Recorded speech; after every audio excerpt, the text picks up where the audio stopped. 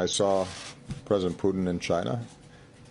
I felt that the most effective way to ensure that that didn't happen was to talk to him directly and tell him to cut it out, and there were going to be some serious consequences if he didn't. And in fact, we did not see further tampering of the election process, but the leaks through WikiLeaks had already occurred. So when I look back in terms of how we handled it, I think we handled it the way it should have been handled. We allowed law enforcement and the intelligence community to do its job without political influence.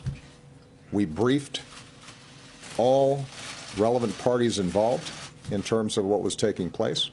When we had a consensus around what had happened, we announced it, not through the White House, not through me, but rather through the intelligence communities that had actually carried out these investigations.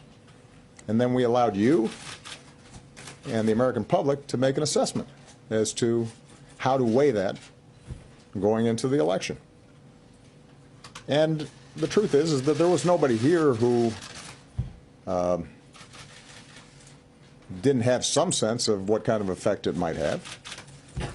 I'm finding it a little curious that everybody's suddenly acting surprised that this looked like it was disadvantaging Hillary Clinton, because you guys wrote about it every day. Every single leak, about every little juicy tidbit of political gossip, including John Podesta's risotto recipe. This was an obsession that dominated the news coverage. So I do think it's worth us reflecting how it is that a presidential election of such importance, of such moment, with so many big issues at stake and such a contrast between the candidates, came to be dominated by a bunch of these leaks. What is it about our political system that made us vulnerable to these kinds of potential manipulations, which, as I've said publicly before, were not particularly sophisticated. This was not some elaborate, complicated espionage scheme.